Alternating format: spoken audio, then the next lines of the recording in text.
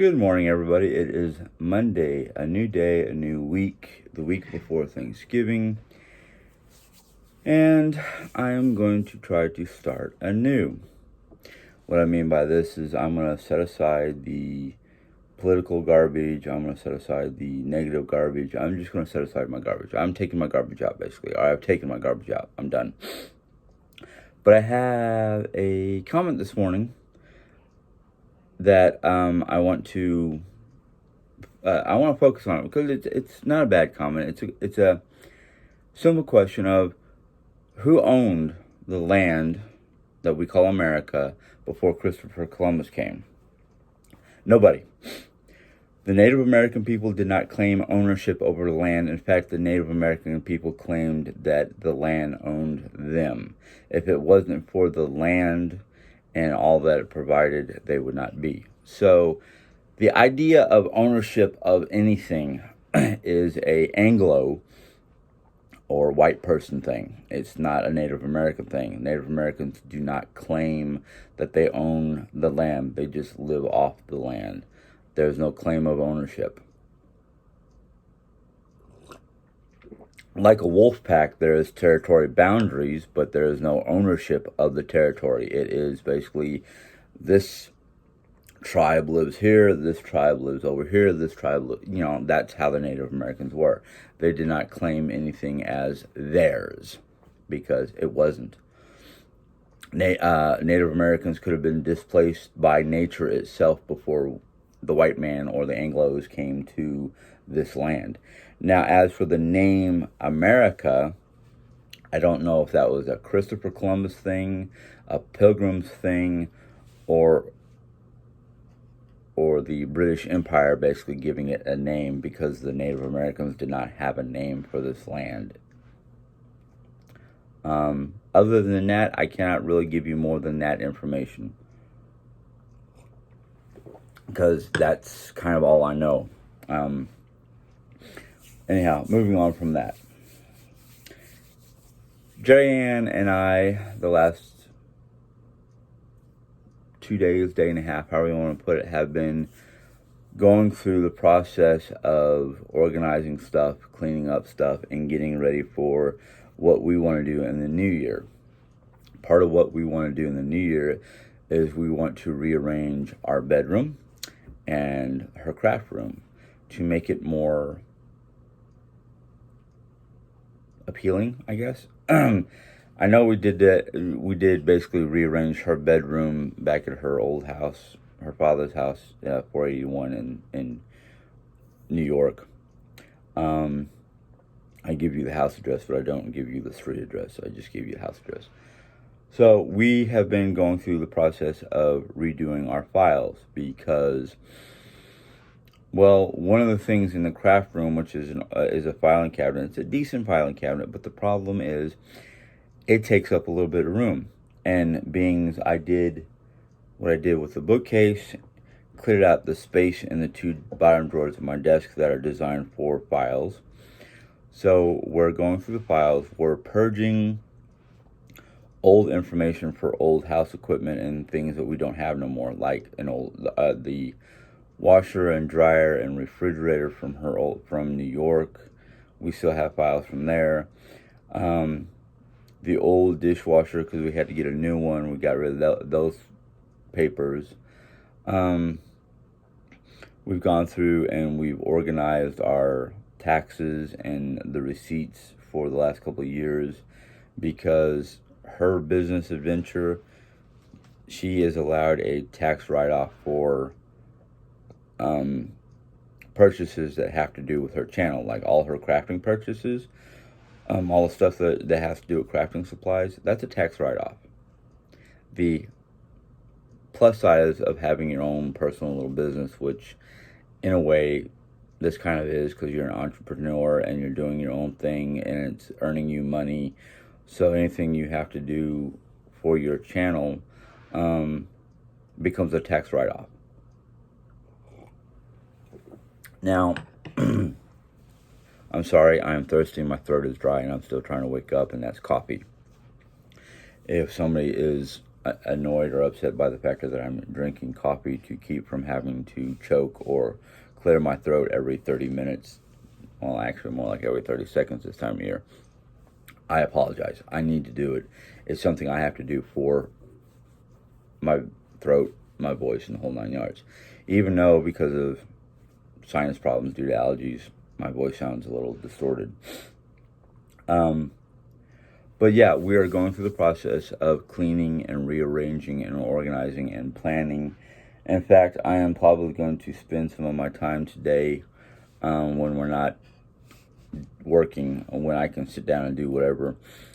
One of the things I want to do is to basically take measurements of the rooms that we want to do and the various items in the room, and try to sit down with Jerry and design a floor plan for the particular room. We have a basic idea of what we want to do. There are two issues to that. Our ideas is which room to do first, and we want to do this after the new year. We're going to wait until after the holidays to start this, but we're talking about in the craft room, especially cleaning that up, taking everything out, ripping up the carpet, because anybody who has allergies knows the carpeting is not exactly 100% a good thing because of all the allergens and dust mites and all the stuff that get trapped in your carpet, even if you have a really good vacuum cleaner. But we both agreed that the craft room, especially because of all the scraps and all the threads and all the things that fall on the floor while she's crafting, is a real pain in the butt to clean up with a vacuum cleaner, and it would be just smarter to have a bare floor tiling, like floor tiling, a hardwood floor or whatever, instead of carpeting, because then you can just vacuum around the carpet, or around the, not vacuum, sweep around the areas. And then we want to get rid of the carpeting in our room because of the allergens and other problems. And I was like, well, it's going to be a real pain in the butt to do because of all the furniture. And she's like, no, we're just going to cut the carpet around the furniture. And I was like, well, if we're going to rearrange furniture and whatnot, why don't we just cut as much of the carpet we can, move the furniture off the carpet, cut, and then move that furniture off, and then cut off. But anyhow, we know what we want to do, and we're going to try to do it. It's going to take a lot of man hours. It's going to take a lot of time. I kind of highly suggest, I'm gonna highly suggest to Jerry that if we have viewers or people who view our channels who live within 10, 15 mile radius and want to come out and help, that's going to be between Jerry and that person, because I will appreciate the help because of the fact that I work, and some days when I come home, I'm too tired to do much. I mean, I do what I can, but I still am tired and whatnot. But I found that even if I'm tired when I come home, and I still help out and do projects around the house, by the time we go to bed, I'm out cold within 30 minutes, when it used to take me an hour or more just to fall asleep.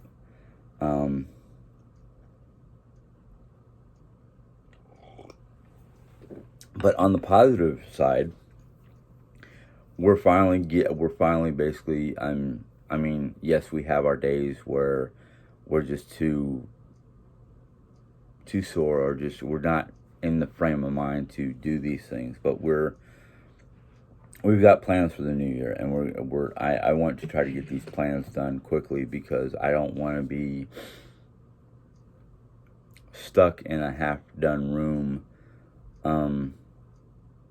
in the middle of summer. I would like to get it all done before summer, because when summer hits this house, and I guess it's just the way this house is situated, because our bedroom is on the southern part of the house, south-facing part of the house, it gets very warm in there. And I know if we didn't have carpet in there, it wouldn't be as warm during the summertime. But it's the wintertime. Well, it would be like living back in New York, because in New York, she didn't have carpeting on her floor. She had tiling, not tiling, linoleum. No, was it linoleum?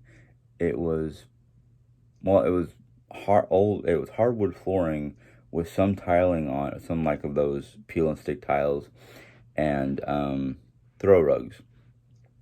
And I know because of the house itself, not just the factor of the room, but the house itself was colder than your average house, because it was not really designed to be lived in for long periods of time. It was originally designed back in the 40s as a demo type house, where it's like, hey, this is what your house could look like if you move in this area.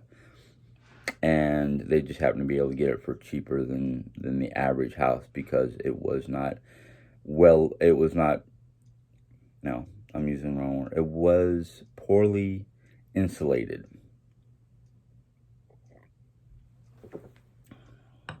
So if it's like that, it's fine. You know what I used to do? Throw on a thicker quilt, multiple layers of blankets, and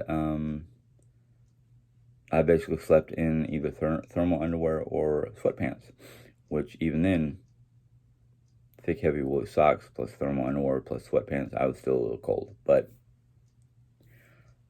I'm learning that my body is changing in such a way that it's adapting to colder elements than I was when I was younger.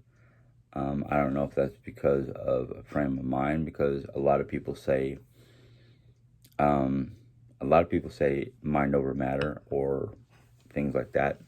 I do believe a lot of our ability to adapt or things like that are mental, mind-based.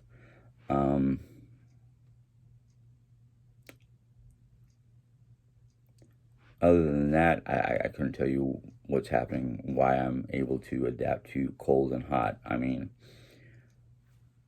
I could say it's partially my job, because on Tuesdays and Fridays I do truck, and I have to put away a lot of frozen meat products and whatnot. And then I'm also doing the block, or the cutting board, more, which means you're basically standing in front of two cabinets. I can't tell you what the sizes are, but they're two cabinets that are designed to be hot, to keep our cooked meat products for the board. You know, there's a lot of things I'm doing that I've never done in a very, very long time. I mean, I used to, in New York, have to get in and out of our walk-in refrigerators for our meat supplies or our salad supplies or whatnot for the delis that I've worked at. But that's, part of it probably. Anyhow, getting back to our cleaning and whatnot. Jerry found two pictures of us, so she put them back in front of this whiteboard here, which is fine. I'm all right with that. After we get done with, I still have a collapsible. Let me see if I can turn it. This collapsible box there is basically a burlap type box, or burlap collapsible box with wire frames that we've been stuffing stuff in there for to be filed type stuff. We've been working on it. We actually did. I mean, after we got the files from the craft room into here and started going through this last night, we put a big dent in our to be filed pile stuff, because we've been just cramming it in here, because it was difficult for me to get in and out of the filing cabinet because of the narrow, tight space that it was in. I don't know what she's going to do with that filing cabinet, because the way she showed me her desired footprint for in there basically does not look like the filing cabinet is going to be in there. And since we got all the files in my desk, and I still have room for all my stuff. It's going to be easier for me to file the stuff away because I'm usually the one who files it away. I just got to not reorganize, reintroduce myself or reacclimate to what files are where and whatnot, and hopefully find some way to label those file folders, because the depth of, or not the depth, the height of the actual file drawer does not give room for a tab that will stick up above the file folder. It's kind of a tight space, but I'll figure it out. I know, like, important house stuff is behind me, and everyday stuff would be on the right. Personal file folders, or not personal file folders, house goods, medical insurance, and stuff like that are in the left drawer. So I'll be getting in the right drawer more, because it's like bank statements, various receipts and whatnot. But I'm good with that. I'm good with the way things are turning out in here. I know a lot of the stuff that's on this bed, and yeah, somebody said that it's been this way since Jerry's birthday. No, it's only been this way for 2.5 months, if that much. But I know before her birthday it was kind of a mess because we were putting stuff on here. Right now, most of the stuff that's on here, except for maybe one or two little things, is storage stuff. Boxes for storage, storage bins of one form or another. Various things that Jerry's bought over the last couple of years, because she had ideas, but the ideas never came to fruition. I'm basically waiting for.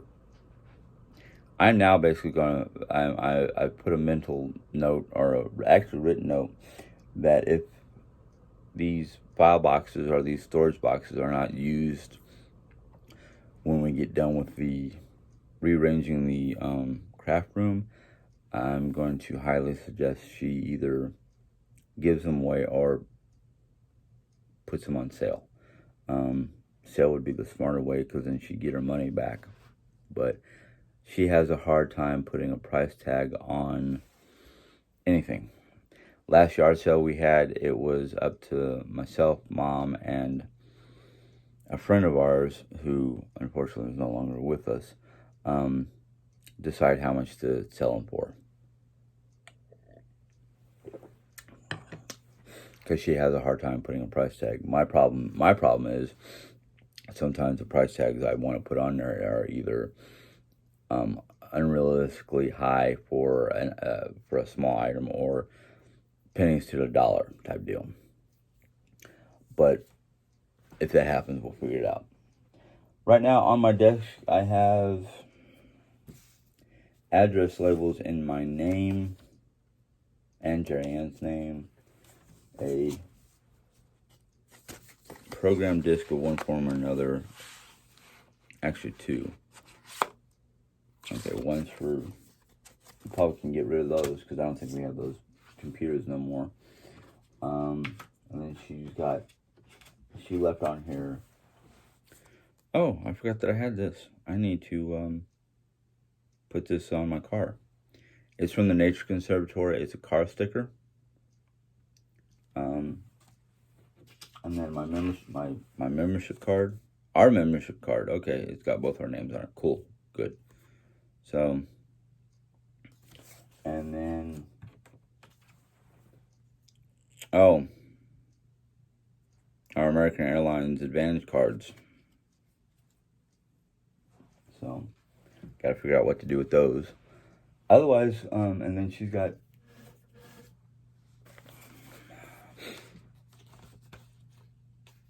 okay, we just gotta figure out what this is all about. Looks like old tax information from that. And then what's this? Oh, okay. This is like insurance and tax information and a logic problem book, probably from her father, because her father was big into playing various types of logic puzzle games, Sudoku, crossword puzzles. My father-in-law, God rest his soul, his body might have been deteriorating on him and whatnot, or he wasn't, or when he wasn't in hospital before he passed away, he was semi-retired. And what I mean by semi-retired is he spent most of his winters at home, basically taking care, cooking, cleaning, doing whatever he wanted to do. But when he wasn't busy cooking or cleaning, he was at his favorite spot at the end of the table, which had all his stuff around him. He had like Sudoku, crossword, logic puzzle books, all kinds of different things just to keep his brain going. He loved keeping his brain, at the highest point he could get. In fact, there was I guess Robert got those. Ooh, I should have asked about those. He had 3 sets of audio cassettes. One was learning Japanese, which kind of was interesting. That I didn't think he was interested in learning Japanese. Then he had 2 other different languages, I thought, and I can't remember which ones they were. But Japanese was the one that caught my attention because was a big fan of Japanese anime. Yes, I'm 49 years old and I still enjoy things that most people would say that's childish, like Japanese anime, models, various kind of different types of. I call them collector's toys because the fact that they're no longer in. Well, not just the fact that they're no longer in syndication, but the rise of interest in Transformers, thanks to the live action movies. I don't have any of them anymore. I used to collect Transformers. I used to collect G.I. Joe. I used to collect comics. Thank God my favorite comic did not get destroyed in Hurricane Sandy. I still have all of my ElfQuest comics and graphic novels. If you want to know what ElfQuest is, you can look it up online. The creators of ElfQuest are Richard and Wendy Pini, P-I-N-I. Or is it P-I-N-N-I? I think it's P-I-N-I. I have to look that one up because I forgot how to spell their last name. We who are fans of ElfQuest affectionately call them the Wolf Mother and Father. Why? Because the fact that ElfQuest is based on elves that ride on the back of wolves. So now you kind of know if you know me, you understand why I fell in love with ElfQuest. It originally started back in '78 in black and white magazine form. I don't have any in black and white, but I have I have 90% of their color comics, their colored version of graphic novels and comics. But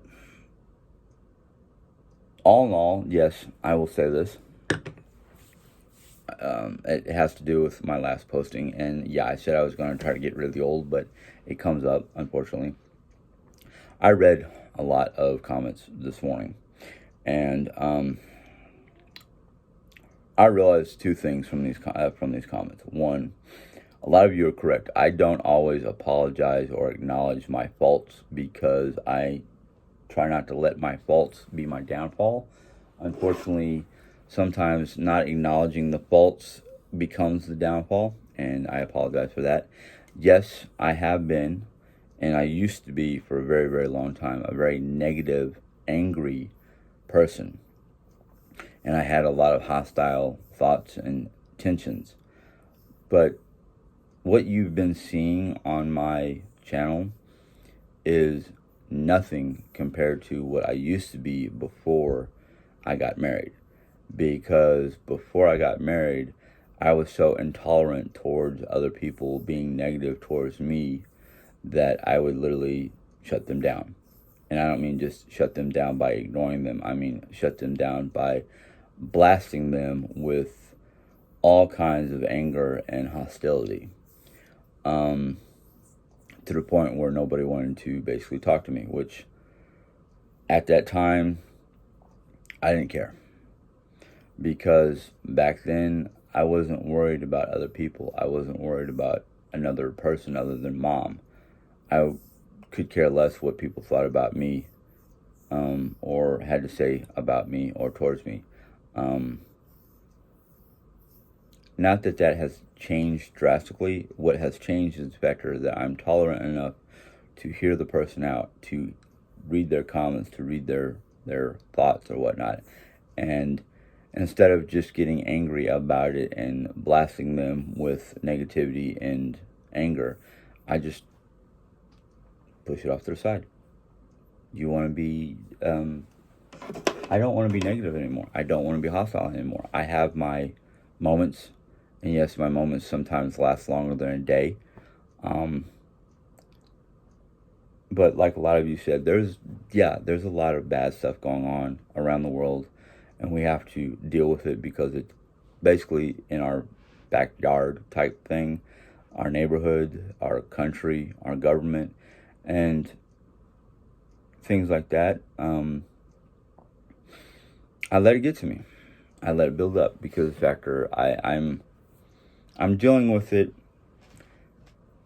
in ways normally I don't. Normally I would just walk away from it, but because it's on multimedia, which I deal with a lot, it's in my workplace. People talk about it in my workplace. Um, Sorry, hair. Um, it's just all over. It's literally in our faces, to the point where we can't just ignore it and walk away from it. We unfortunately are pressured by it. Whether it's consciously or subconsciously, it bugs us. And unfortunately, I sometimes allow it to build up to the point where it explodes, and I don't want to do that no more. So I'm not going to worry about politics anymore. It is what it is. I mean, for the last 40 years, no, I take it back. Well, since at least the early 2000s, I never dealt with it. I never paid attention to it. It wasn't until I moved to New York that it became part of my life, because everybody in New York seems to be all about politics. And I did say seems to be because that's what it felt like, it looked like, at least with the people I had to deal with.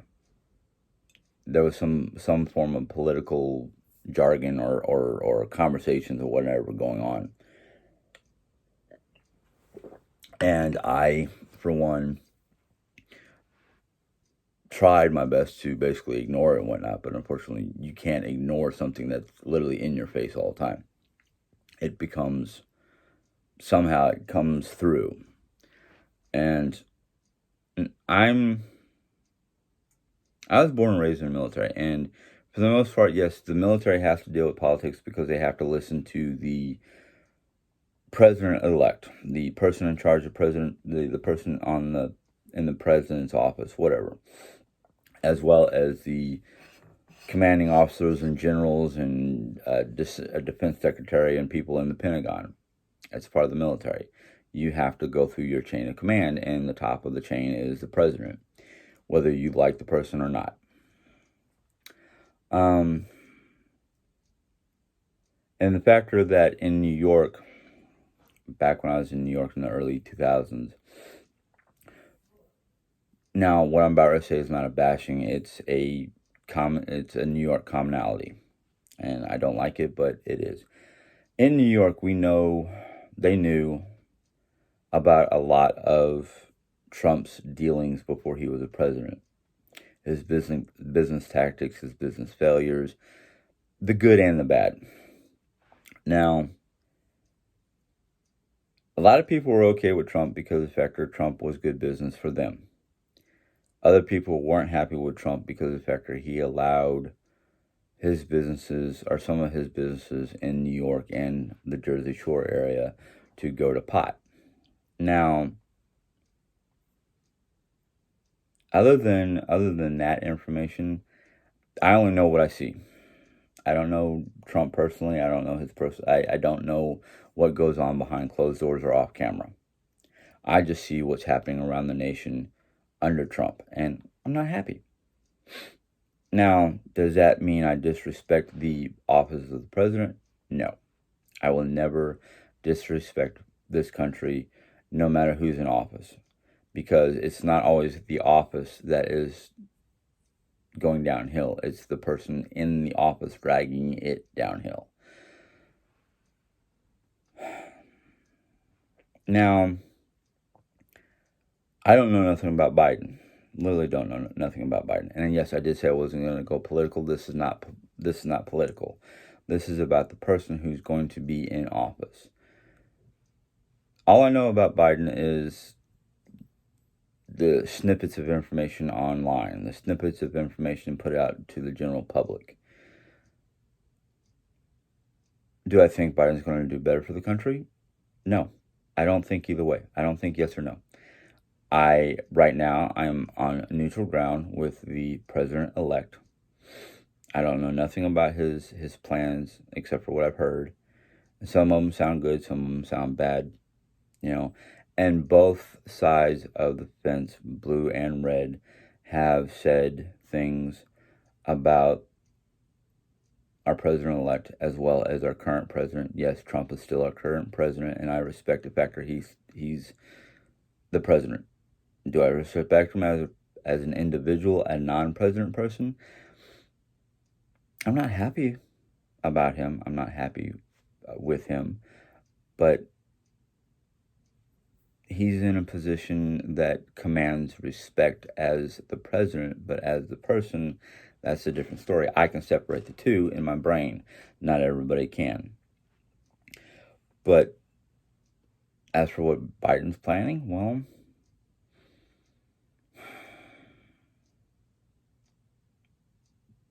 I don't know. I mean, they both talked. I mean, Trump talked a great game. He talked a great game when he was getting elected and when he was running for president.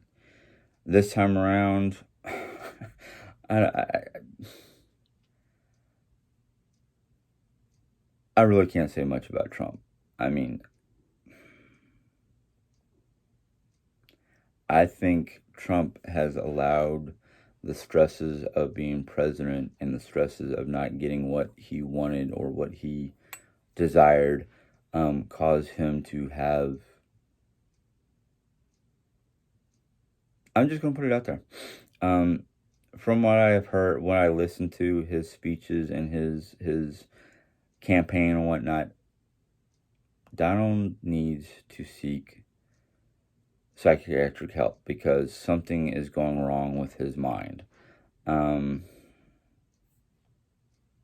mean, people can say the same thing about me because, yeah, I know I need to go seek professional help. But right now, between being too busy with my job and just trying to do other things, right now, I can't. Don't have the time, don't have the money. That's why I try to do what I can here at home for myself. Which is not always good. Sometimes it is, sometimes it isn't. But as for Biden, again, both parties spoke a good game in the beginning. Then it became a measuring contest.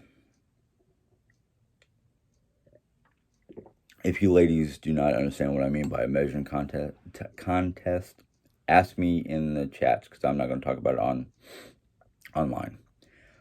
Or at least not here. I got to end this because I got stuff to do. Biden is talking a good game. Now, whether he can commit and keep to his word, we'll see. But I'm not going to say positive or negative towards either one of them. At least I try not to.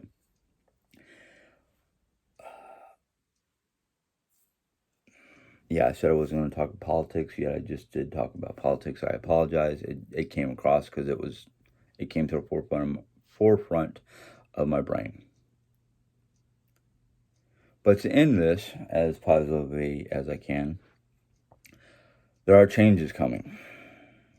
Not just personal changes, not just my house changes, but there are changes coming, whether we know them or not, whether we can see them or not.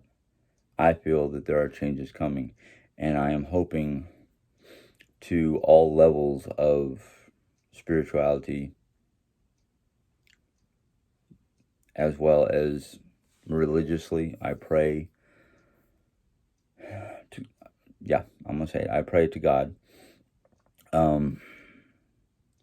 that whatever changes come are for the better. Now, the beginning and the start results may look very negative, don't know, look negative or feel negative, but I'm hoping in the end, at the end of the cycle, or however you want to put it, they're for the better. Whether we think they're for the better or not, I just hope they're for the better for everything, everyone, the planet, the people, nature itself. I just hope it turns out for the better. But anyhow, I'm going to end it, or end this. If you enjoyed this conversation, give it a thumbs up. If you have any questions or comments, go ahead and put them in the question comment box. I know the last couple of videos have been kind of negative, but I still dealt with them. Some of them I just ignored, some of them I dealt with, however I felt necessary, in a positive nature. If you have not subscribed and you want to, this is your choice, not mine. You can go ahead and hit that thumbs up button for a subscription, and then a bell will pop up, and you can click on that bell, and YouTube will let you know when I put in a new video. So until next time, God bless, enjoy, have a good day, be safe. Bye.